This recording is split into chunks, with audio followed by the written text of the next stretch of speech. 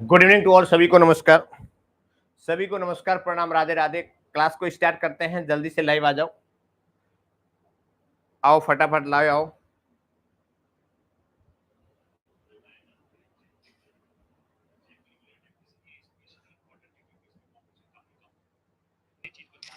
आ रही है वॉइस, आ रही है? देखिएगा एक बार वॉइस सब ठीक आ रही है क्या?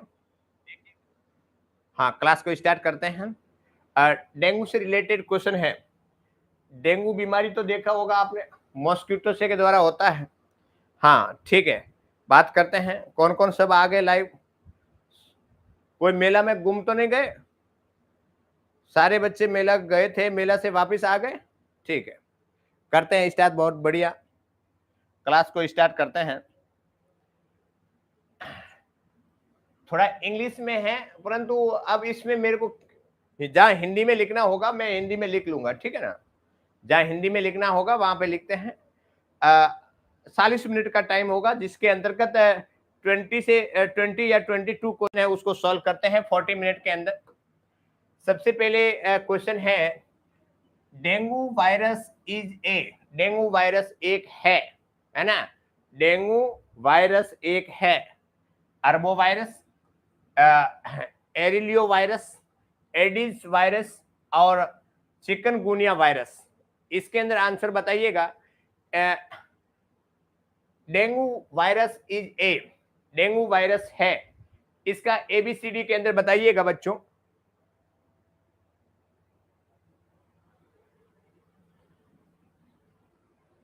डेंगू वायरस है, डेंगू वायरस। आप लोगों ने क्या आंसर लिखा है? आप लोगों के आंसर क्या आ रहा है?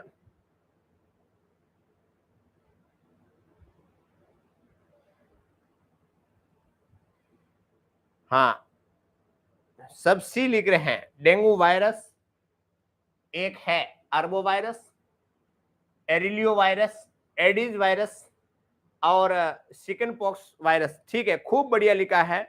सारे बच्चों ने आंसर है वो सही लिखा है। सभी बच्चों के आंसर सी की तरफ जा रहा है। बहुत बढ़िया, है ना?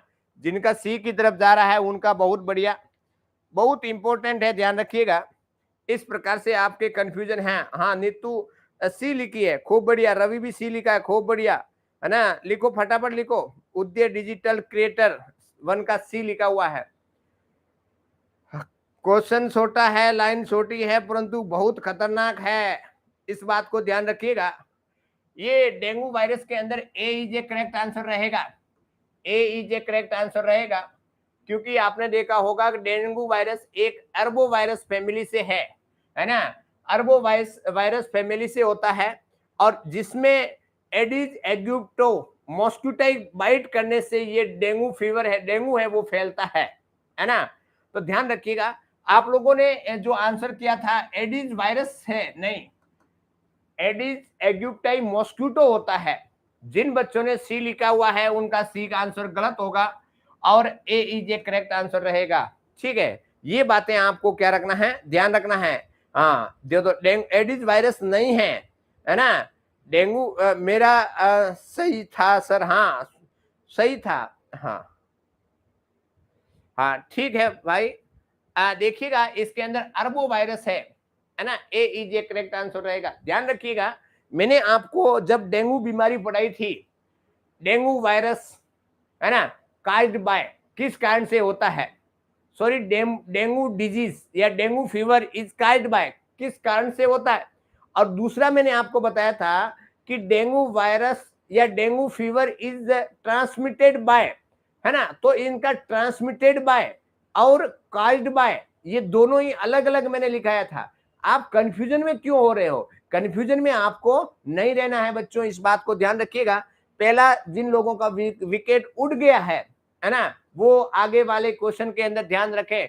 डेंगू वायरस इज ए अरबो वायरस फैमिली से होता है, तथा इसके अंदर एडिस एग्यूप्टियाई मॉस्किटो होता है और उसके द्वारा डेंगू वायरस है वो फैलता है। ठीक है, नेक्स्ट बात करते हैं क्वेश्चन नंबर 2। क्वेश्चन नंबर 2 के अंदर लिखा हुआ है कैजुटिव organism of dengue fever is.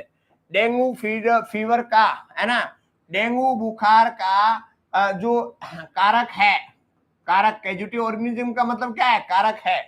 अब बताइएगा, अब धोखा नहीं खाओगे, अब आप लोग क्या करोगे, धोखा नहीं खाओगे भाई। अब समझ में आ गया है। कैजुटिव ऑर्गेनिज्म ऑफ डेंगू फीवर, जिसमें लिखा हुआ है एंट्रिक वायरस, वेरियोला वायरस, अरबो वायरस और इन्फ्लुएंजा वायरस। बताइएगा इसके अंदर राइट कौन सा है?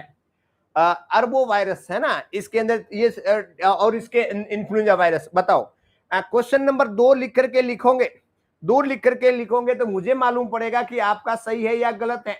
उसके आधार पे अपन क्या बनाएंगे, लास्ट में एक गोल घेरा बनाएंगे और उसके बाद में आपका रिजल्ट को अनाउंस किया जाएगा। सभी मेला में जाकर के खूब जलेबी खा करके आए हैं, क्वेश्चन को सही करते आ रहे हैं। सी इज ए करेक्ट आंसर रहेगा। अरबो वायरस है ना, कैजुटिव organism of the dengue fever, जिसमें अपने अरबो वायरस फैमिली का है। कौन है? Dengue virus, dengue virus.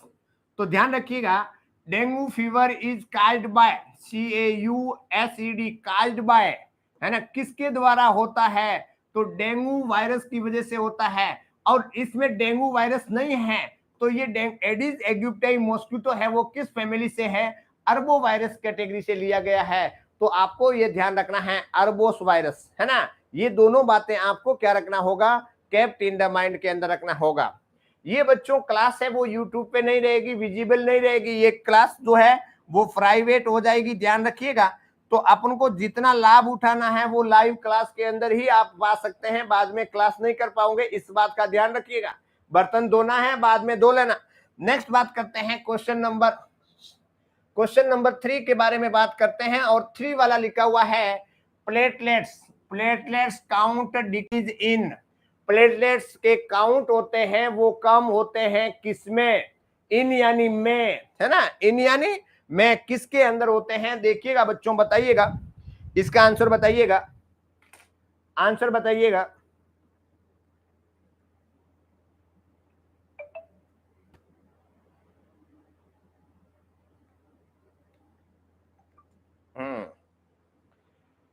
Malaria में होती है क्या प्लेटलेट्स के काउंट कम? फाइलेरिया में होती है, डेंगू के अंदर होती है, थायराइड के अंदर होती है।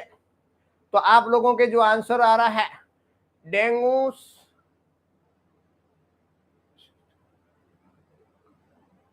हाँ ठीक लिखा है, ठीक लिखा है, सी लिखे हो ना। डेंगू के अंदर प्लेटलेट्स के काउंट कम हो जाते हैं। हाँ भाई, कम तो होते हैं। जैसे प्लेटलेट्स होता है ना, प्लेटलेट्स, ये प्लेटलेट्स ब्लड सेल है, ब्लड की सेल है। क्या है? Blood cell. जैसे प्लेटलेट्स, ब्लड सेल के अंदर आरबीसी, डब्ल्यूबीसी और प्लेटलेट्स। पहली है आरबीसी और दूसरा है डब्ल्यूबीसी और तीसरा है प्लेटलेट्स। और ये प्लेटलेट्स बॉडी के अंदर खून पतला होता है ना, उसको रोकने का काम करती है, एग्रेशन का काम करती है। तो प्लेटलेट्स को थ्रोम्बोसाइट कहते हैं, थ्रोम्बोसाइट के नाम से जाना जाता है। थ्रोम्बोसाइट टी, है ना, थ्रोम्बोसाइट के नाम से जाना जाता है। प्लेटलेट्स को किस नाम से जानते हैं? थ्रोम्बोसाइट के नाम से जाना जाता है। प्लेटलेट्स के काउंट डेंगू के अंदर क्या हो जाता है? कम हो जाता है ना, जिसमें थ्रोम्बोसाइटोपिनिया कहा जाता है। थ्रोम्बोसाइटोपिनिया, है ना, थ्रोम्बोसाइटोपिनिया के नाम से जाना जाता है। प्लेटलेट्स के काउंट कम हो जाते हैं, उनको एक मेडिकल टर्म के अंदर बोलते हैं। मैंने आपको बोला था कि जिस वर्ड के पीछे पीनिया लगा रहता है उसका मतलब होता है डिक्रीज होना, और जिस वर्ड के अंदर साइट है उसका मतलब होता है सेल, और जिस वर्ड के अंदर थ्रोम्बो है मतलब प्लेटलेट्स है। तो प्लेटलेट्स के काउंट क्या हो रहे हैं? कम हो रहे हैं। थ्रोम्बोसाइटोपिनिया कहा जाता है, और thrombocytopenia is a clinical features of the किसका? डेंगू का होता है। तो ध्यान रखिएगा, ये डेंगू के अंदर देखने को मिलता है। ये क्वेश्चन अक्सर है, हर एग्जाम के अंदर देखने को मिलता है, इसलिए ध्यान रखिएगा बच्चों, इसको केप्ट इन द माइंड के अंदर रखना है। नेक्स्ट बात करते हैं क्वेश्चन नंबर 4 के बारे में बात करते हैं। विच of the following is not a characteristics of haemorrhagic fever? Of haemorrhagic fever, मतलब डेंगू हेमरेजिक फीवर के अंदर लिखा हुआ है, यहां पे लिख देना डेंगू, डेंगू हेमरेजिक फीवर का विच of the following is not, नहीं है characteristics of dengue haemorrhagic fever. Dengue haemorrhagic fever के अंदर कौन सा लक्षण नहीं है, कौन सा लक्षण बोल सकते हैं या कौन सी विशेषता बोल सकते हैं, विशेषताएं, विशेषता नहीं है, नहीं है। डेंगू हेमरेजिक फीवर के अंदर कौन सी विशेषता नहीं पाई जाती है, वो पूछा जा रहा है क्वेश्चन नंबर 4 के अंदर। ध्यान रखिएगा, ध्यान रखिएगा बच्चों, बताइएगा इसके अंदर आंसर क्या राइट होगा।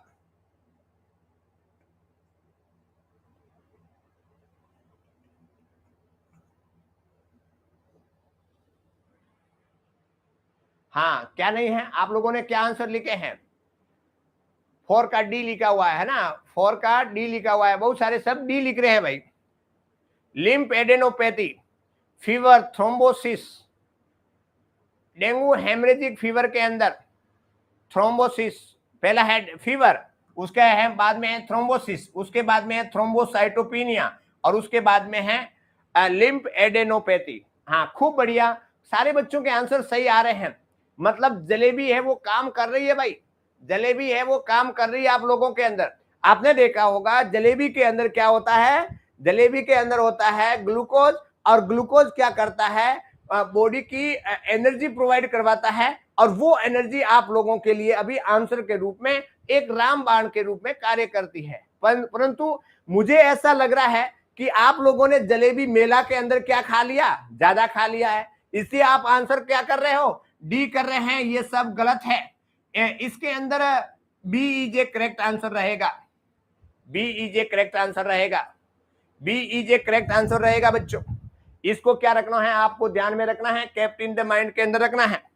आपने क्यों किया, आपने लिम्फ एडेनोपैथी क्यों किया भाई, लिम्फ एडेनोपैथी होता है, लिम्फ एडेनोपैथी होता है, परंतु आपने ये क्यों नहीं देखा कि फीवर तो होता है। हाँ, यहां पे लिखा हुआ है डेंगू हेमरेजिक फीवर के अंदर, डेंगू हेमरेजिक फीवर है, मतलब डेंगू के अंदर 3 प्रकार की प्रक्रिया होती है, एक तो classical dengue fever, dengue haemorrhagic fever, dengue shock syndrome.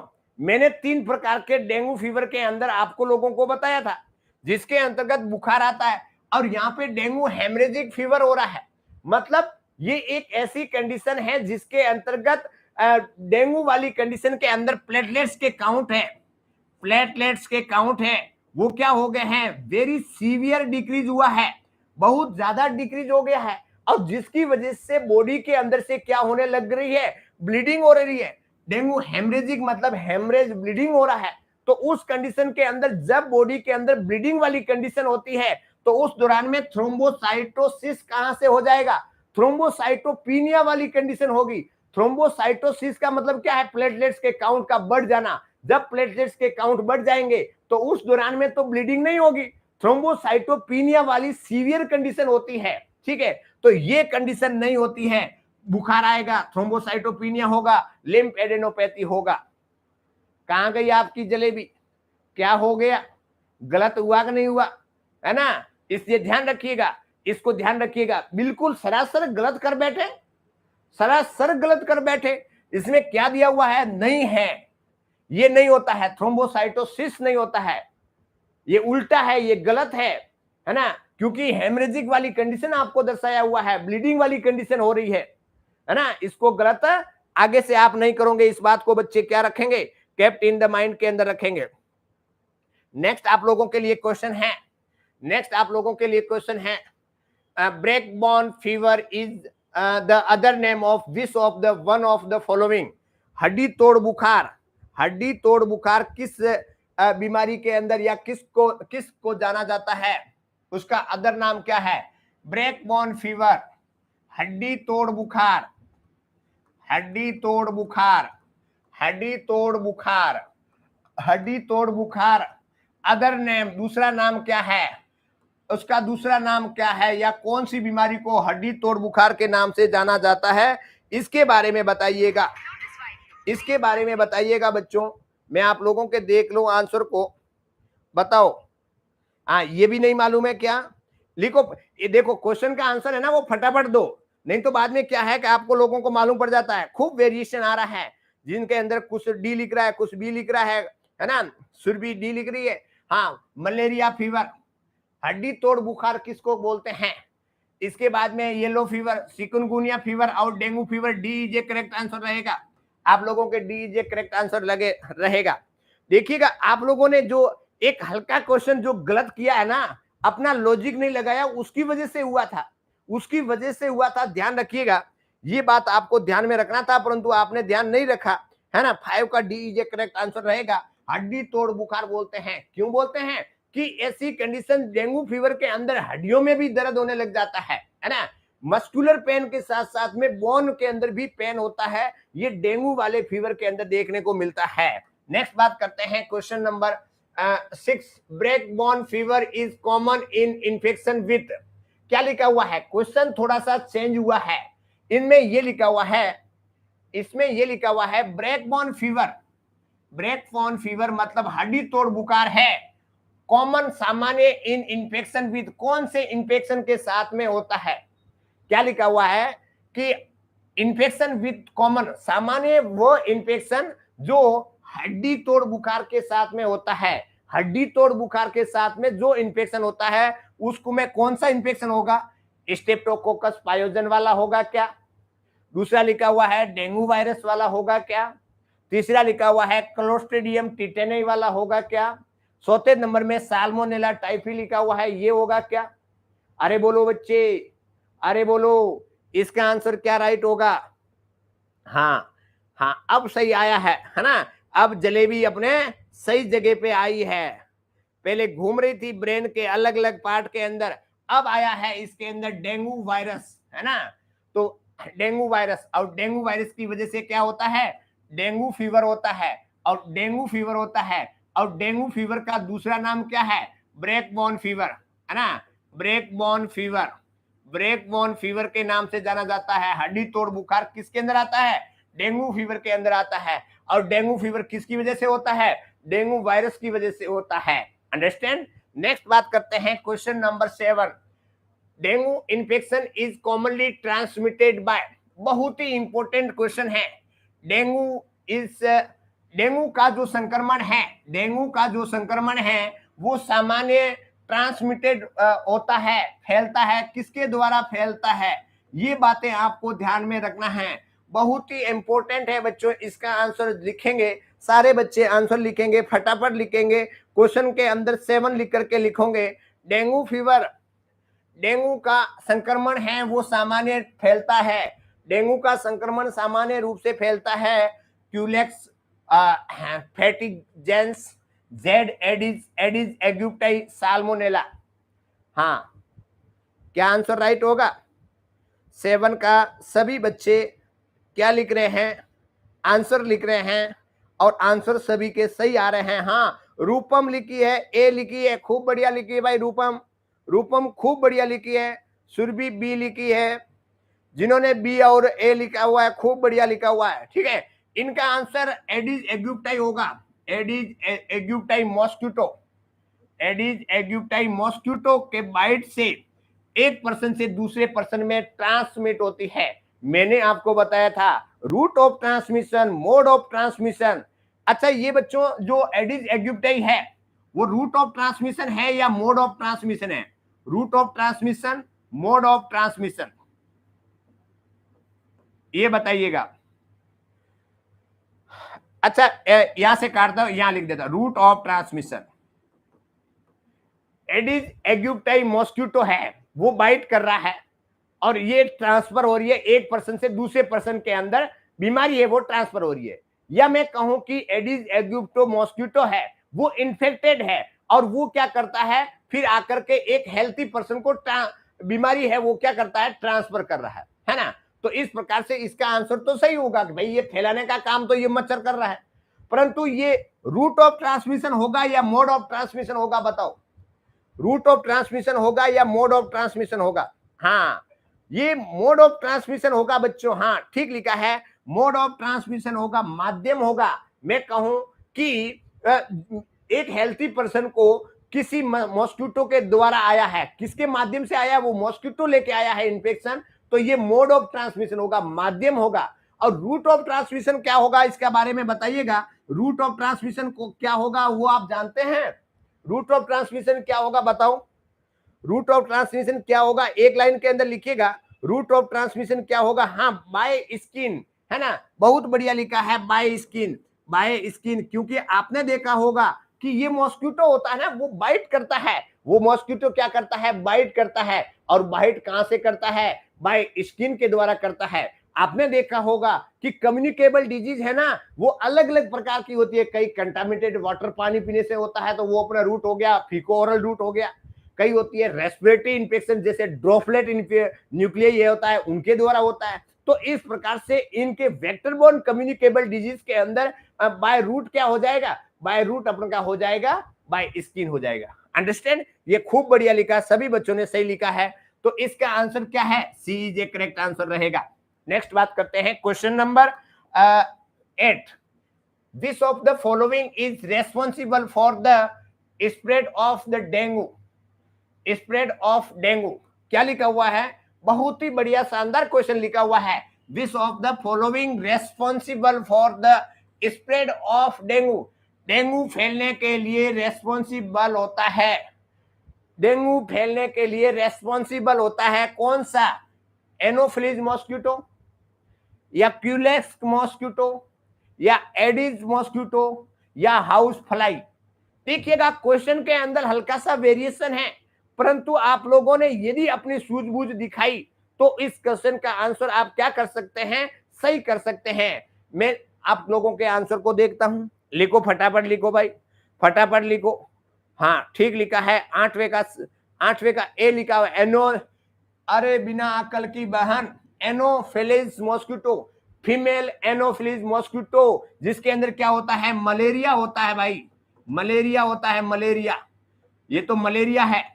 और ये क्यूलेक्स है, ये क्या है? एडिस एग्यूप्टाई, ये है डेंगू फीवर के लिए, ये है डेंगू फीवर के लिए, डेंगू बुखार। अभी तो बात कर रहे हैं, इतनी बात कर रहे हैं, फिर भी नहीं मालूम पड़ रहा, फिर भी आपने लोगों ने गलत किया है। गलत मत करिएगा, है ना, ये आपको ध्यान में रखना है, ठीक है। नेक्स्ट बात करते हैं, द टाइगर मॉस्किटो इज, ओहो, टाइगर मॉस्किटो कौन सा होता है भाई? टाइगर मॉस्किटो इज होता है, बहुत इंपॉर्टेंट है, ध्यान रखिएगा।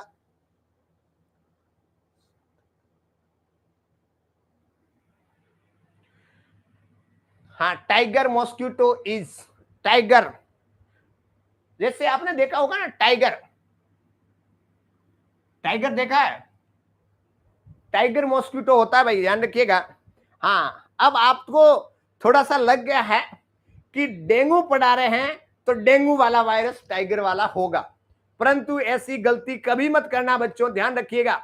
ऐसी गलती आप लोग कभी मत करिएगा कि जो डेंगू पढ़ा रहे हैं तो डेंगू के बारे में उसको टाइगर कहते हैं, तो ऐसी गलती मत करना।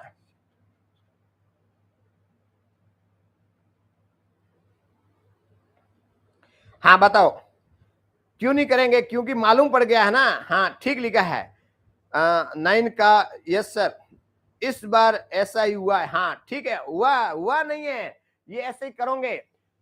आपने सही किया है, आपने सही लगाया है। एडिस एग्यूप्टाई मॉस्किटो होते हैं, उसको टाइगर मॉस्किटो कहा जाता है। और tiger mosquito Asian, Asian tiger Asian tiger mosquito, mosquito, ये अपने एडिस एग्यूप्टाई को कहा जाता है, एडिस एग्यूप्टाई को कहते हैं, क्यों कहते हैं?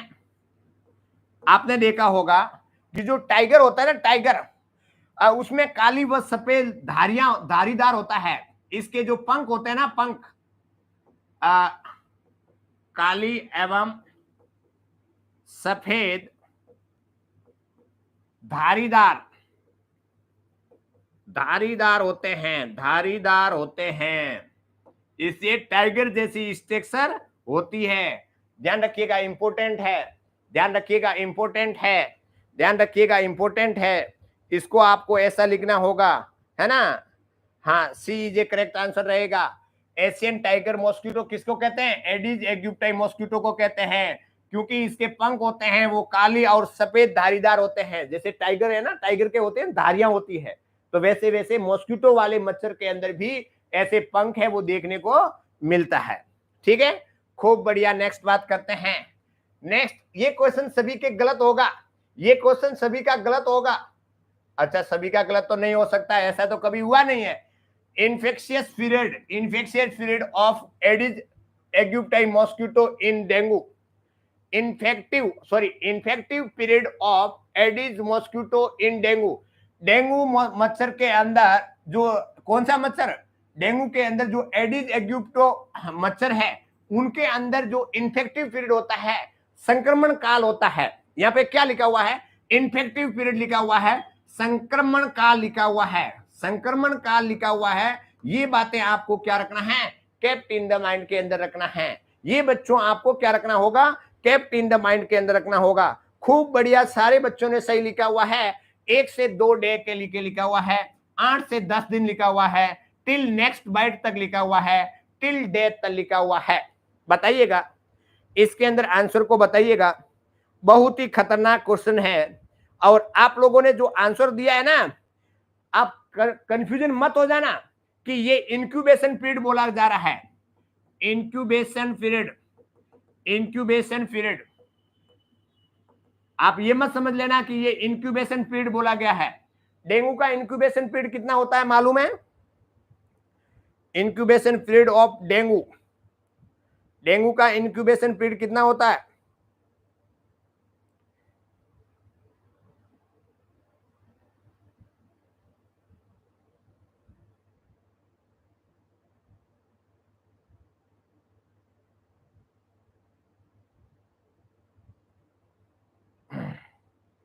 हाँ, अच्छा, आप लोगों, ये तो मोबाइल बंद हो गया भाई, ये मोबाइल बंद हो गया तो ये ले लेते हैं। हाँ, ठीक लिखा है, ठीक लिखा है। इन्फेक्टिव पीरियड बोला गया है, संक्रमण काल बोला गया है। यदि इसमें लिखा हुआ है 1 से 2 दिन का संक्रमण होता है क्या उस डेंगू के अंदर? क्या 8 से 10 दिन का संक्रमण रहता है क्या उस मॉस्किटो के अंदर? क्या टिल नेक्स्ट बाइट, क्या एक बार बाइट किया उसके बाद में संक्रमण दूसरा बाइट करेगा तब तक रहेगा क्या? टिल डेथ, क्या वो मॉस्किटो है वो मर जाएगा तब तक रहेगा क्या? है ना, ये बोला गया है। हाँ, ठीक लिखा है। अभी भी आप लोगों को समझ में नहीं आया, अभी भी आप लोगों को क्या हुआ? समझ में नहीं आया। Infective period of Aedes mosquito in dengue, अभी भी समझ में नहीं आया। मैंने बोला था, मुझे मालूम था कि इस प्रकार से क्वेश्चन तो केपी ऑनलाइन नर्सिंग क्लासेस के प्लेटफॉर्म पे भी हो सकता है। इसका आंसर डी रहेगा बच्चों, ध्यान रखना, D is a correct answer रहेगा, D is a correct answer रहेगा। एक बार यदि डेंगू एडिज एग्यूप्टे मॉस्किटो का संक्रमण उस मॉस्किटो के अंदर हो गया तो फिर वो मॉस्किटो जब तक डेथ नहीं हो जाता है तब तक रहता है, टिल डेथ तक रहता है। तो इन्फेक्टिव पीरियड है वो टिल डेथ तक रहेगा। एक बार डेंगू मॉस्किटो का संक्रमण डेंगू के एडिज एग्यूप्टे के अंदर आ गया तो फिर बाद में टिल, ये मनुष्य के अंदर नहीं पूछा गया है, एडिज एग्यूप्टो मॉस्किटो के अंदर पूछा गया है। एडिज मॉस्किटो इन डेंगू के अंदर उसका इन्फेक्टिव पीरियड पूछा गया है। आप मनुष्य के अंदर पूछा गया है ये नहीं है, आप लोग उल्टा समझ गए। मुझे लग रहा है कि अभी भी जलेबी का असर है, अभी भी क्या है, घूम रही है जलेबी। ध्यान रखिएगा बच्चों, इसके अंदर D is a correct answer रहेगा। हाँ, D is a correct answer रहेगा। तो इसको टिल डेथ तक, एक बार इंफेक्शन यदि उन डेंगू एडिज एग्यूप्टे का हो गया तो क्या करेगा, उस मॉस्किटो के अंदर टिल डेथ तक उसका इंफेक्शन उसके बॉडी के अंदर रहेगा। अंडरस्टैंड? अरे बच्चों, आप समझे कि नहीं समझे? हाँ, ठीक किया। तो इसके अंदर D is a correct answer रहेगा। टिल नेक्स्ट बाइट तक नहीं होगा। आपने देखा होगा मॉस्किटो एक बार बाइट करता है, डेंगू फीवर होगा, डबल बाइट करेगा तो डेंगू हेमरेजिक फीवर होगा, ऐसी अवधारणा है। उसके बारे में भी मैंने बताया था क्लास के अंदर, जब अपने एप्लीकेशन पे क्लास हुई थी तब बताया था डबल बाइट की वजह से क्या कंडीशन उत्पन्न होती है। नेक्स्ट बात करते हैं, क्वेश्चन नंबर 11, और क्वेश्चन नंबर 11 के अंदर है which serotype of dengue virus is more dangerous. मतलब इसके अंदर ये पूछा गया है कि किस प्रकार सा जो डेंगू वायरस है, किस टाइप का डेंगू वायरस है वो सबसे खतरनाक होता है। टाइप 1, टाइप 2, टाइप 3 और टाइप 4, है ना। तो टाइप सेकंड है ना, वो सबसे ज्यादा खतरनाक होता है। टाइप सेकंड, टाइप सेकंड होता है ना, वो खतरनाक होता है। इनकी वजह से जो डेथ है वो ज्यादा हुई है ना, और ये बहुत ही सीरियस है ना, वो खतरनाक होता है। तो इसके अंदर ध्यान रखिएगा, बी इज ये करेक्ट आंसर रहेगा। इसको तो मैंने पहले ही बोल दिया, इसलिए सब लोग बी कर रहे हैं, है ना। ठीक है, ध्यान रखिए। टाइप 4 नहीं, टाइप ये कोई कैटेगरी नहीं है भाई, ये कोई कैटेगरी नहीं है। ये टाइप डेंगू वायरस 3 प्रकार के होते हैं। Dengue virus first, dengue virus second, dengue virus third. तो इसके अंदर जो सेकंड नंबर का डेंगू वायरस होता है वो सबसे खतरनाक होता है। और जिनको डेंगू वायरस सेकंड टाइप का इन्फेक्शन संक्रमण हुआ है और उनकी वजह से लोगों की डेथ है वो सबसे ज्यादा हुई है। ठीक है, नेक्स्ट बात करते हैं क्वेश्चन नंबर 12। हाँ, क्वेश्चन नंबर 12 के अंदर लिखा हुआ है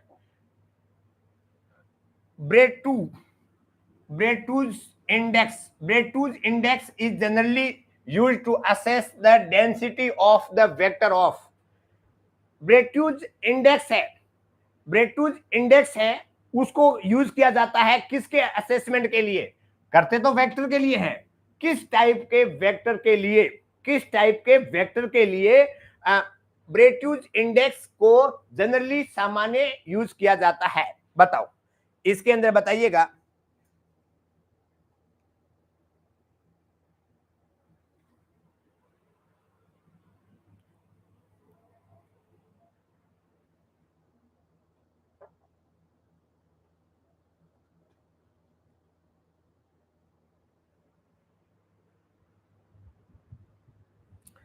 इसमें भी अपने वही लगा रहे हो कि डेंगू पढ़ा रहे हैं इसलिए इसको है। ये कभी तो देखा नहीं है या कुछ नहीं मालूम पड़ा है, ये तो पहली बार आया है ना। हाँ, आज आप लोगों को थोड़ा सा क्या हुआ है कि इसको जब मैं करवाऊंगा ना, मॉडल पेपर करवाऊंगा ना, उसके अंदर कोई कोई कुछ कुछ डालूंगा ना, तब आपको मालूम पड़ेगा। ठीक है, देखो इसके अंदर ब्रेट्यूज इंडेक्स जनरली जो यूज किया जाता है वो एडिस एग्यूप्टाई मॉस्किटो है, उसकी सर्वाइलेंस के लिए किया जाता है। एडिस एग्यूप्टाई मॉस्किटो, एडिस एग्यूप्टाई मॉस्किटो की निगरानी के लिए किया जाता है। सर्वाइलेंस का मतलब क्या है? निगरानी, निगरानी के लिए किया जाता है। ठीक है ना, निगरानी के लिए किया जाता है। इसके अंदर जो ब्रेट्यूज इंडेक्स होता है, इसका मतलब होता है कि 100 घर के अंदर यदि 100 घर के बारे में निगरानी किया है या जांच किया है, तो उसके अंदर उनके वहां पे जो कंटामिनेटेड जो आर्टिकल्स होते हैं या कंटामिनेटेड कितने लोग पाए गए हैं, है ना, तो उसके द्वारा किया जाता है। ठीक है, तो इसके अंदर ये ध्यान रखना है, एडिस एग्यूप्टाई मॉस्किटो की सर्वाइलेंस के लिए एक इंडेक्स होता है, एक सूचकांक होता है, जिसको क्या बोलते हैं? ब्रेट्यूज इंडेक्स के नाम से जाना जाता है। ये इतनी बातें आपको क्या रखना होगा? केप्ट इन द माइंड के अंदर रखना होगा। नेक्स्ट आप लोगों के लिए है, नेक्स्ट आप लोगों के लिए डेंगू हेमरेजिक फीवर वाले एक बच्चे को निम्न सभी देना चाहिए किसी एक के अलावा। अब बताओ, आ गया भाई आपका हिंदी, आप आ गए अपने हिंदी के ऊपर। और ये क्वेश्चन बहुत ही इंपॉर्टेंट है। ये क्वेश्चन बच्चों आप लोगों को गलत नहीं करना है। जिन लोगों ने गलत किया तो इसके अंदर अपनी कंफ्यूजन सूझबूझता को देखते हुए इसको आंसर दीजिएगा। डेंगू हेमरेजिक फीवर वाले एक बच्चे को निम्न सभी देनी चाहिए किसी एक के अलावा। हाँ, क्वेश्चन भाई बहुत खतरनाक है भाई, बहुत खतरनाक है। एक नहीं देना है, दूसरे सभी देना है। बताओ बताओ भाई बताओ, आंसर क्या राइट है बोलो।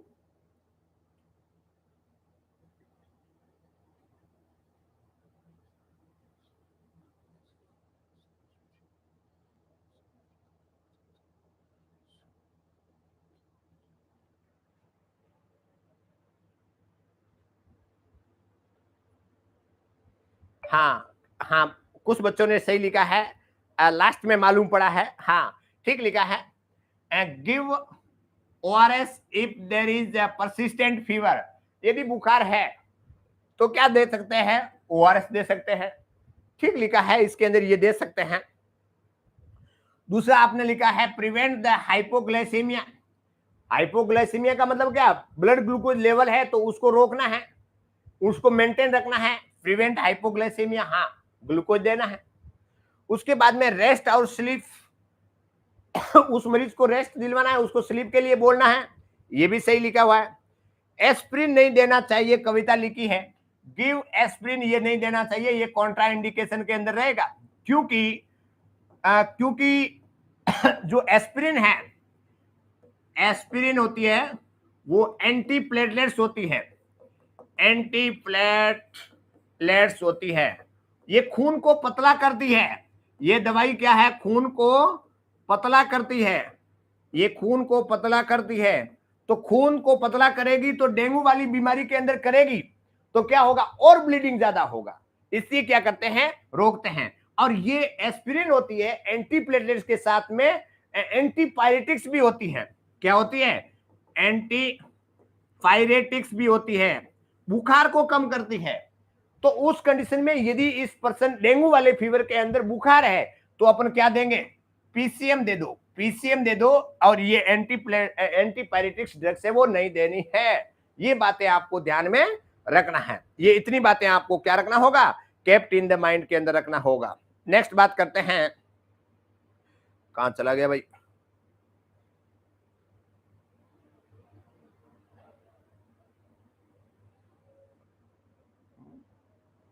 मेरा हाथ से कैसे भाई बंद हो गया। हाँ नेक्स्ट बात करते हैं, तो इसके बारे में मालूम पड़ा। नेक्स्ट बताइएगा, नेक्स्ट आंसर बताइएगा, नेक्स्ट आंसर बताइएगा क्वेश्चन नंबर 14। अब मैं थोड़ा सा स्पीड को रखूंगा, इसके अंदर बताइएगा question number 14। The nursing care of the patient with the dengue fever, dengue fever वाले मरीज की नर्सिंग केयर करना है, dengue fever include all of the following except, एक को छोड़ करके, एक को छोड़ करके सभी नर्सिंग केयर की जाती है डेंगू फीवर के अंदर।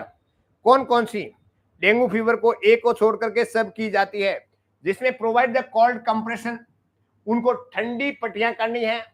दूसरा है provide proper hydration and electrolyte balance, मतलब इलेक्ट्रोलाइट बैलेंस को बराबर रखना है, साथ ही साथ में आईवी फ्लूइड है, हाइड्रेशन है, उसको मेंटेन रखना है। उसके बाद में systematic treatment is given is respective of the grade of the disease, systematic तरीके से उसका ट्रीटमेंट करते जाना है, उसकी क्या कंडीशन है उसके अकॉर्डिंग करते हैं। Low grade dengue fever can be treated at home, यदि लो ग्रेड डेंगू फीवर है, मतलब ज्यादा सिम्टम नहीं देखने को मिल रहा है, तो घर पे उसका इलाज किया जा सकता है ना। ये सब बताइएगा, इसके अंदर आंसर बताइएगा, आंसर बताइएगा, इसके अंदर कौन सी जो नर्सिंग केयर है, nursing care of the patient with dengue haemorrhagic including all of the following except, एक के अलावा, के अलावा, एक के अलावा, अलावा।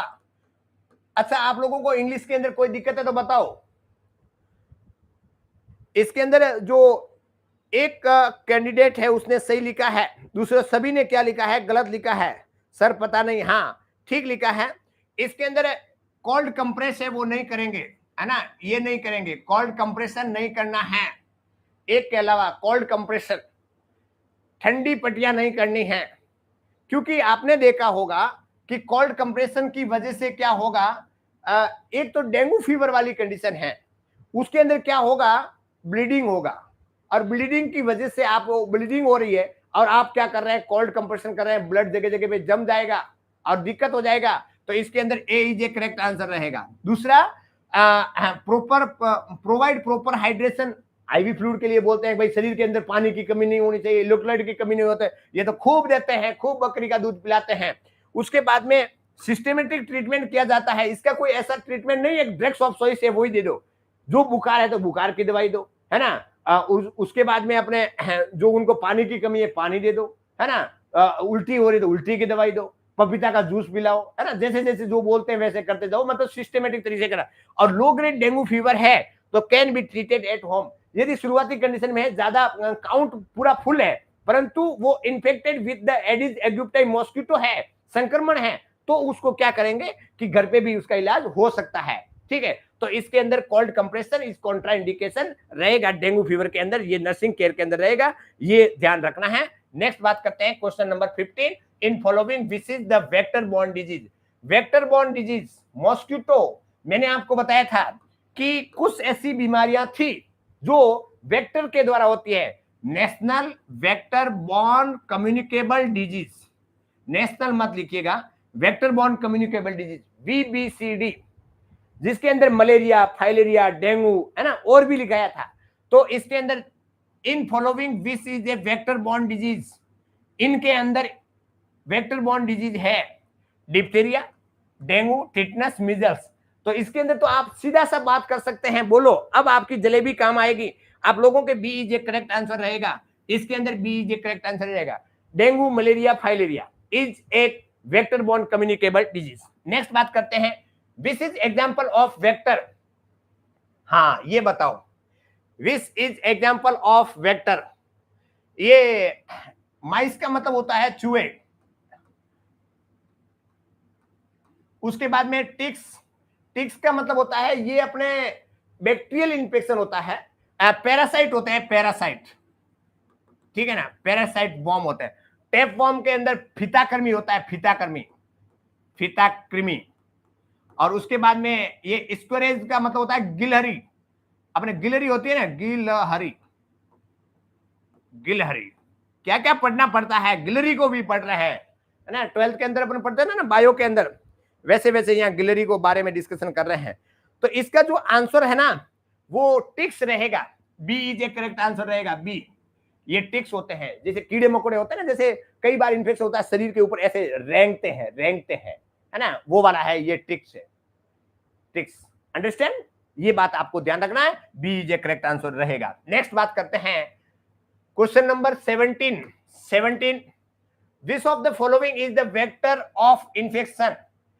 कौन सा वेक्टर इंफेक्शन है। एन इन्फेक्शियस फ्लाई, जो संक्रमण फ्लाई है उसके, वो है, वो वेक्टर इंफेक्शन है क्या। एक कंटामिनेटेड थर्मोमीटर, एक थर्मोमीटर कंटामिनेटेड है, वो क्या वेक्टर का इंफेक्शन है क्या। एक यहाँ पे लिखा हुआ है, एक कंटामिनेटेड बॉल है, गेंद है, वो कंटामिनेटेड होती है, तो वो क्या वेक्टर ऑफ इंफेक्शन है क्या। उसके बाद में एन इन्फेक्टेड पर्सन, कोई इन्फेक्टेड पर्सन है, कोई व्यक्ति संक्रमित है, क्या वो वेक्टर इन्फेक्शन है क्या। बताओ, इसका आंसर बताइएगा। हाँ, खूब बढ़िया, खूब बढ़िया, सभी बच्चों ने आंसर ए लिखा है।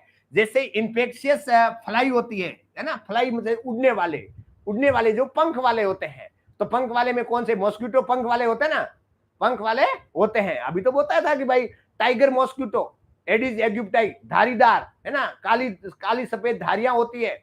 और एनीफिली, ये सारे सब मॉस्किटो है, हाउस फ्लाई है ना, बालू मक्खी है, ये क्या है, इसके पंख होते हैं, तो उसको फ्लाई बोलते हैं, ठीक है ना। तो एन इन्फेक्शियस फ्लाई होती है, वो वेक्टर ऑफ इन्फेक्शन होता है, ठीक है। ये बात आपको ध्यान में रखना है, केप्ट इन द माइंड के अंदर रखना है, ए इज ए करेक्ट आंसर रहेगा। बच्चों, एक बात आपको ध्यान रखना होगा, आपको क्वेश्चन मालूम है, आपको आंसर मालूम है, परंतु आपको क्या करते हो कि आप बहुत डीप में चले जाते हैं, या उनके बाद में आपका लॉजिक नहीं लगाते हैं कि आखिर में क्वेश्चन क्या पूछा जा रहा है। तो इसलिए ध्यान रखिएगा, बढ़िया सूझबूझ के साथ में आपको क्या देना है, आंसर देना है। Next question number 18।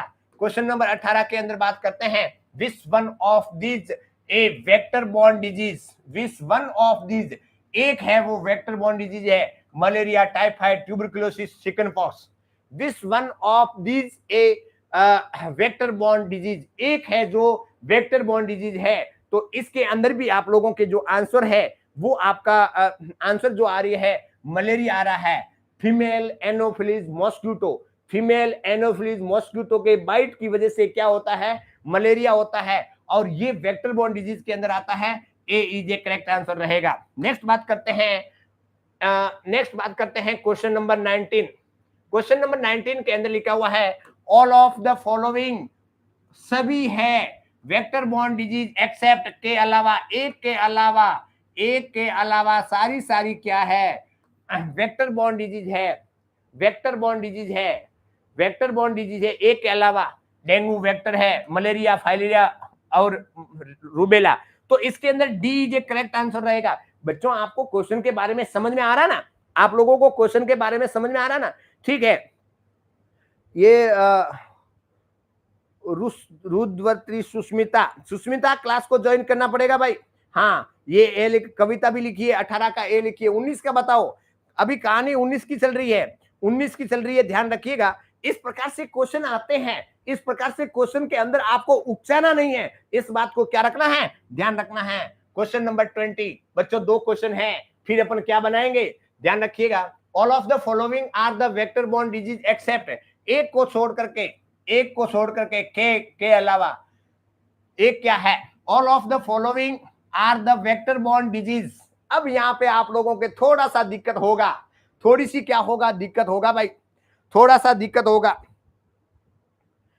अब थोड़ा सा दिक्कत होगा, मैं कंफ्यूजन करता हूं कि ये जो प्लेग है किसकी वजह से होता है, किसके काटने से, जैसे रेबीज होता है ना, रेबीज, रेबीज तो कुत्ता काटने से होता है, और ये होता है रेट, रेट है ना, चूहे काटने से, ये चूहों की बीमारी है, ध्यान रखिएगा। फाइलेरिया, हेपेटाइटिस और मलेरिया। बताओ इसके अंदर आंसर बताइएगा, इसके अंदर आंसर बताइएगा बच्चों, बहुत ही इंपॉर्टेंट है, इसको क्या रखना है, केप्ट इन द माइंड के अंदर रखना है। इसके अंदर आप लोगों के आंसर की जरूरत है, इसके अंदर मैं आप लोगों के आंसर को देखूंगा। हाँ आप लोगों ने खूब बढ़िया लिखा है, खूब बढ़िया लिखा है, खूब बढ़िया लिखा है, और आप लोगों के आंसर है वो बहुत ही गलत हो गया है। हाँ अरे भाई जो लिखा हुआ है ना, वेक्टर बॉर्न डिजीज एक्सेप्ट, एक को छोड़ करके सभी, ये जो आप लोग लिख रहे हैं ना, हेपेटाइटिस बी लीवर का संक्रमण है। हेपेटाइटिस जो होता है, हेपेटाइटिस होता है वो कंटामिनेटेड वाटर की वजह से होता है, कंटामिनेटेड वाटर की वजह से होता है ना, कंटामिनेटेड ब्लड की वजह से होता है। हेपेटाइटिस में 2 कैटेगरिया होती है, एक तो कंटामिनेटेड वाटर की वजह से होगा, एक होगा ब्लड बॉर्न इन्फेक्शन की वजह से होता है। तो इसके अंदर कहां से आ गया भाई, वेक्टर बॉर्न नहीं है, क्या लिखा हुआ है, मलेरिया है, फाइलेरिया है, प्लेग है, हेपेटाइटिस है। All of the following are the vector borne disease except, बताइएगा आंसर बताइएगा।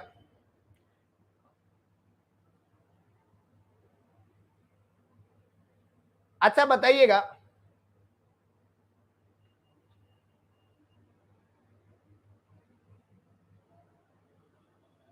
तो फिर प्लेग कहां से जाएगा,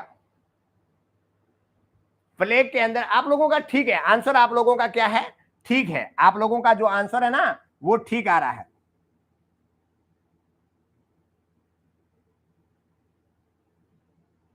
बताइएगा,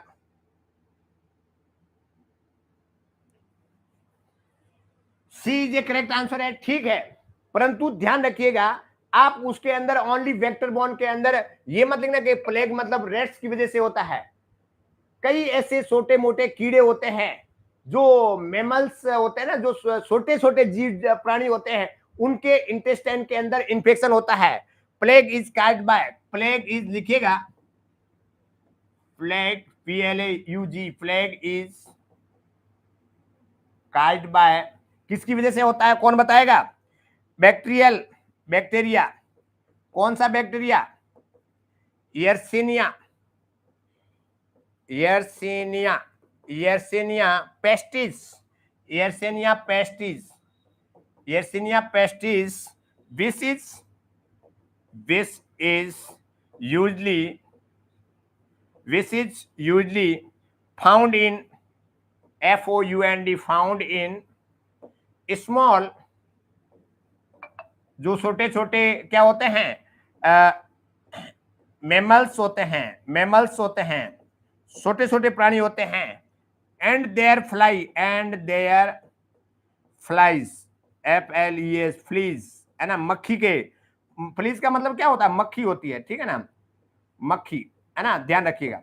तो ये ध्यान रखना है, इसलिए प्लेग को क्या किसके अंदर डाल दिया है, वेक्टर बॉर्न के अंदर डाल दिया है, ठीक है ना, इसलिए इसका राइट आंसर ये है। मैंने प्लेग के बारे में आपको बताया हूं, प्लेग ये इसके अंदर बैक्टीरिया होता है जिसमें हर्सिनिया पेस्टिज की वजह से होता है। विच इज यूजली फाउंड पाया जाता है इन द स्मॉल मेमल्स होते हैं, है ना, उनके अंदर पाया जाता है, एंड देयर फ्लेज, मक्खी के अंदर होता है। तो इसलिए मक्खी है तो ये वेक्टर बॉर्न के अंदर जाएगा, ठीक है। इसलिए हेपेटाइटिस है वो कंटामिनेटेड वाटर और जो ब्लड बॉर्न इन्फेक्शन है कंटामिनेटेड उनके द्वारा होता है। आप लोगों के आंसर सही हुआ है, ठीक है। ये बात आपको क्या रखना है, केप्ट इन द माइंड के अंदर रखना है। नेक्स्ट बात करते हैं क्वेश्चन नंबर, ये बहुत इंपॉर्टेंट है। इसका आंसर कौन देगा? Insect that transmitted disease to human are refer to as. Insect का मतलब होता है कीड़े मकोड़े जो अभी बहुत सारे देखने को मिलते हैं। कीड़े मकोड़े छोटे मोटे होते हैं। ट्रांसमिटेड डिजीज होती है जो फैलती है ह्यूमन के अंदर, मतलब कीड़े मकोड़े या इंसेक्ट, या अपन बात सकते हैं मॉस्किटो बोल सकते हैं, कीड़े मकोड़े मच्छर, है ना, ये इनके द्वारा फैलते हैं, ह्यूमन के अंदर फैलती है, बीमारियां फैलती है। रेफर टू एज किस नाम से जाना जाता है? आप लोगों को क्वेश्चन समझ में आया? ऐसे इंसेक्ट, ऐसे मॉस्किटो, और जिसकी वजह से इन्फेक्शन है वो ह्यूमन के अंदर होता है, और इस प्रकार की कंडीशन है, उसको क्या कहा जाता है? कैरियर, रिजर्वायर, वेक्टर और होस्ट। अच्छा आप बताइएगा, बहुत ही बढ़िया क्वेश्चन है। क्वेश्चन आप लोगों को यदि समझ में आ गया है तो आप जरूर आंसर देंगे बच्चों। मेरा कमेंट्स फास्ट सेंड नहीं हो रहा है। अच्छा नहीं हो रहा है, धीरे धीरे करो भाई, है ना। जिसका फास्ट सेंड नहीं हो रहा है तो धीरे धीरे करो।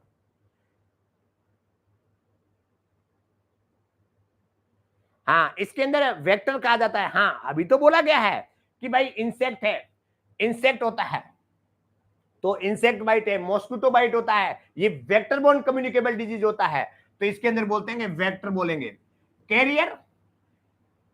कैरियर्स क्या होता है?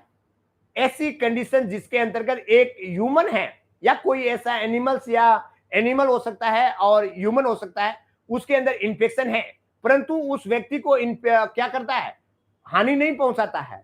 वो एक कैरियर के रूप में कार्य करता है, दूसरों को इन्फेक्शन करवाने का काम करता है। रिजर्वायर जिसके अंदर इन्फेक्शन रहता है ना, और उसके बाद में होस्ट है, एक ससेप्टिबल होस्ट होता है ना। तो ये ध्यान रखिएगा। इसके अंदर सी जो करेक्ट आंसर रहेगा। नेक्स्ट और लास्ट आंसर है बच्चों, next and one of the following is vector borne disease. One of the following is vector borne disease, बताइएगा कौन सा है? इसके अंदर आंसर बताइएगा, आपके आंसर राइट कौन सा है? इसके अंदर कौन सा आंसर राइट है, ध्यान रखिएगा।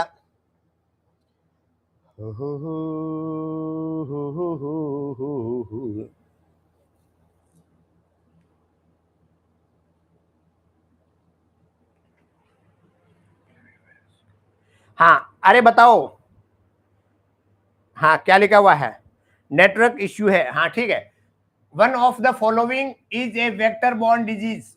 एक है वो वेक्टर बॉर्न डिजीज है, एक है वो वेक्टर बॉर्न डिजीज है, कौन सी? मेनिंगो एनसेफेलाइटिस, दूसरा है मेनिंजाइटिस, जापानीज एनसेफेलाइटिस और पेरिटोनाइटिस। बताइएगा आप लोगों के आंसर क्या राइट हो सकते हैं? बहुत सारे बच्चों ने ए लिखा हुआ है, खूब बढ़िया खूब बढ़िया खूब बढ़िया लिखा है ना। ये सब क्या लिख रहे हो भाई? सी क्यों लिख रहे हो? इसके अंदर सी क्यों आएगा? जापानीज एनसेफेलाइटिस में सी क्यों? हाँ, चांदनी ने बी लिखा है, ये बी होगा। हाँ, कोमल ने ए लिखा है, ये ए भी होगा, ये ए भी होगा। विजेता का आंसर मैक्सिमम है ना, वो राइट हो रहे हैं। विजेता कौन है? उनके आंसर मैक्सिमम राइट हो रहे हैं, ठीक है। अलीपुर चंद, उसका सी है ना, सी लिखा हुआ है, हाँ ठीक है। Japanese encephalitis is a correct answer रहेगा। Japanese encephalitis is a correct answer रहेगा बच्चों, ध्यान रखिएगा। जापानीज एनसेफेलाइटिस एक मॉस्किटो बॉर्न एनसेफेलाइटिस है, एक मॉस्किटो बॉर्न इन्फेक्शन है, संक्रमण है या डिजीज है, जिसमें अपने बोल सकते हैं अर्बोवायरस। अर्बोवायरस बोल दूं? Group B arbovirus, GROUP, group B arbovirus, arbovirus और जिसके अंदर अरबो वायरस का नाम लिखना है तो लिखो। अरबो वायरस है फ्लेवी वायरस, ये है flavi virus, Japanese encephalitis flavi virus के कारण होता है। एक मॉस्किटो बॉर्न इन्फेक्शन या डिजीज है, ग्रुप बी अरबो वायरस की कैटेगरी से है, और जिसके अंदर कौन सा वायरस है, flavi virus is caused by encephalitis. और कौन सा एनसेफेलाइटिस, जापानीज एनसेफेलाइटिस, है ना। तो इसके अंदर ये लिखा हुआ one of the following is the vector borne disease. ऐसे क्वेश्चन आएगा, ऐसे क्वेश्चन आएगा, आप ये मत समझ लेना कि जापानीज एनसेफेलाइटिस बीमारी होती है किस वजह से। सारा कोई कैजुअलिटी ऑर्गेनिज्म से पूछने वाले नहीं है बच्चों। हाँ वेरी नाइस क्लास, हाँ बहुत बढ़िया। इस प्रकार से क्लास को आपको करना है, ठीक है। अब क्या करें बताओ, अब क्या करें बताओ, लास्ट में क्या करते हैं। आपके 22 क्वेश्चन है। हाँ थोड़ी सी कमी पेशी मेरी तरफ से रही है कि मैंने हिंदी वाला पोर्शन इसके अंदर इंक्लूड नहीं किया हूं। मैं एप्लीकेशन में हिंदी और इंग्लिश दोनों के अंदर पीडीएफ अपलोड कर लूंगा, ठीक है। तो वहां से आप थोड़ा सा देख सकते हैं। जो जिसका इंग्लिश थोड़ा सा वीक है ना, उन लोगों के लिए थोड़ा सा दिक्कत जरूर हुआ है, कोई दिक्कत नहीं है। The practice makes man perfect, काम ही काम को सिखाता है। इसलिए ध्यान रखिएगा कि अपने कोई इंग्लिश से है या हिंदी है, कोई फर्क नहीं पड़ता है, बस आपको क्वेश्चन समझना है। बार बार आप रिवीजन करिएगा, ट्रिपल आर का यूज करिएगा, आपके हिंदी इंग्लिश के अंदर कन्वर्ट हो जाएगी। इस बात को बच्चों क्या रखना है, ध्यान रखना है। अब क्या करें बताओ बच्चे, अब क्या करें, मेरा फोन कहां गया, क्या बनाऊं, क्या बनाऊं भाई, गोल घेरा, हाँ गोल घेरा, जाना जाना मत बच्चों, कुछ अनाउंस करूंगा लास्ट में। हाँ अब गोल घेरा बनाते हैं, 22 क्वेश्चन है, और आज का जो आपका जो गोल घेरा रहेगा वो थोड़ा सा डूबा हुआ रहेगा, क्योंकि आप लोगों ने क्या खा लिया था, ज्यादा जलेबी खा ली थी। जलेबी का अक्षर इसके अंदर रहेगा। जलेबी का मतलब मेला घूमे थे, और मेला में बच्चे क्या खाते हैं, हाँ क्लास लाइक कर दो ऑल स्टूडेंट, हाँ ठीक लिखा है राजरानी, ठीक लिखी है, बहुत बढ़िया लिखी है। बताओ अपने अपने स्कोर बताइएगा। कविता का 18 है ना, ये 22 में से 18, 22 में से 18, ये 19, उसके बाद में 20 सही है निशा पांडे का, है ना, सही हुआ, ठीक है, बढ़िया निशा। उसके बाद में निशा का 20, और ये रानू सिंह का भी 20 हुआ है, 16 राइट हुआ है। ईमानदारी बरतते हुए करना है। और उसका लता का 19 हुआ है। उसके बाद में 20 राइट हुआ है विजेता का, 20 राइट हुआ है सर रोशन, 20 राइट हुआ पल्लवी का, है ना। प्रियांशी कहाँ गई भाई, है ना, प्रियांशी का कितना हुआ। उसके बाद में 17 रवि का हुआ है, जया का 19 हुआ है। सर मुझे भी क्लास लेना है। अरे सोनल क्लास लेना है तो ये केपी नर्सिंग ऐप को डाउनलोड करो, केपी नर्सिंग ऐप को, NURSING नर्सिंग ऐप को डाउनलोड करो, ऐप को डाउनलोड करो, और वहां से आप कर सकते हैं, या अपने लिंक डायरेक्ट लेना है तो या इस नंबर से आप डायरेक्ट लिंक ले सकते हैं, हेलो करके भेजिएगा। हाँ 15 राइट हुआ है, खूब बढ़िया। 20 राइट हुआ है, 16 राइट हुआ है, 15 राइट हुआ है, 16 राइट हुआ है ना, खूब बढ़िया, सभी के राइट आंसर हुए हैं। बच्चों ये आपके एग्जाम का पैटर्न इस प्रकार से रहेगा। आप लोगों को क्वेश्चन आते हुए भी क्या होगा, गलत होगा, और इस प्रकार से यदि गलत हुआ तो फिर बाद में तो दिक्कत हो जाएगा। इसलिए क्या करो बच्चे, पढ़ते रहिएगा, आप लोग पढ़ते रहिएगा। मैं 10,000 क्वेश्चन एप्लीकेशन पे सॉल्व करवाए हुए आपको मिलेगा, 10,000 से कम एक क्वेश्चन नहीं रहेगा, इस बात को ध्यान रखिएगा, ठीक है। सारा एप्लीकेशन पे मिलेगा तो मिलेगा, मैंने बोल दिया बात खत्म, ठीक है। हाँ सुपर क्लास, हाँ क्लास पूरी सुपर ही है भाई, हाँ और बोलते जाओ। 19 राइट हुआ है, 3 क्वेश्चन अटेंड किया, 2 राइट हुआ, तो देखिएगा 22 क्वेश्चन है, 22 क्वेश्चन हुए हैं, उसके अंदर आपने 3 अटेंड किया है, 3 पे 2, तो आपका क्या हो गया, आपका स्कोर जाएगा 15 नंबर, है ना, 15 नंबर राइट होगा। 6 के अंदर आपका क्या होगा, 4 राइट होगा। तो इस प्रकार से 15 से 16 नंबर आपके आते हैं, ठीक है, मैंने 16 लिख देता हूं। उसके बाद में, परंतु ये थोड़ा सा आपका मिस्टेक है, सर मेरा कितना सही है, जिद्दी आपने बोला नहीं कितना सही है, आप ही बताओगे। सर भेजे थे, कोई रिप्लाई नहीं मिला। अच्छा सोनल अभी जस्ट भेज दीजिएगा, मैं देख लूंगा, थोड़ा नहीं देख पाया, लेट से मैंने ज्वाइन किया, ठीक है। एनएम की क्लास है क्या? हाँ, एनएम जीएनएम दोनों का ही है। हाँ D, thank you so much. हाँ ठीक है, तो 22 में से ये सारे बच्चे हैं, इनके नंबर इतने इतने आए हैं। इस प्रकार से गोल घेरा गोल जलेबी बनाया है, ठीक है। तो इसको क्या रखना है, केप्ट इन द माइंड के अंदर रखना है। आज के लिए नेक्स्ट टाइम में पूरा का पूरा करूंगी। हाँ ठीक है, नेक्स्ट टाइम के लिए नेक्स्ट टाइम की क्लास होगी, ठीक है। कब होगी वो वक्त बताएगा, और साथ ही साथ में आप लोगों को एप्लीकेशन को ज्वाइन कर लो, और एप्लीकेशन पे बच्चों पढ़ाई करिएगा, ठीक है। आप ये मत समझ लेना कि क्या पढ़ना है क्या करना है। देखो बच्चों, एक बात को ध्यान रखिएगा, जिंदगी के अंदर नॉलेज नॉलेज किस जगह पे काम आता है वो वक्त बताता है। नॉलेज किस जगह पे काम आता है वो वक्त बताता है। इस बात को ध्यान रखिएगा। आने वाली बहुत सारी महामारी कंडीशन जिसके अंतर्गत बहुत सारा स्कोप है ना, हेल्थ सेक्टर के अंदर बहुत सारा स्कोप है। तो इस कंडीशन में आप अपना नॉलेज रखिएगा। आप ये समझोगे कि वैकेंसी तो नहीं आ रही है, क्यों पढ़ना है ना। बिहार गवर्नमेंट के अंदर भी वैकेंसी के लिए बोला गया था, परंतु कोई अभी अता पता नहीं है। देखो, हमेशा ध्यान रखिएगा, स्टूडेंट हमेशा परेशान है, ये जानते हैं, ऐसा होता है। अब बिहार गवर्नमेंट के अंदर क्या होगा वो वक्त बताएगा। पर बोल रहे थे कि अक्टूबर में निकाल देंगे, अब ये अक्टूबर आ गया, सितंबर में निकाल देंगे, अक्टूबर में वैकेंसी भर्ती पूरी कर देंगे, ये कर देंगे, ये कर देंगे, बड़े बड़े वादा कर रहे हैं। तो वो क्या हो रहा है क्या नहीं हो रहा है वो इंटरनली वो ही जाने, है ना।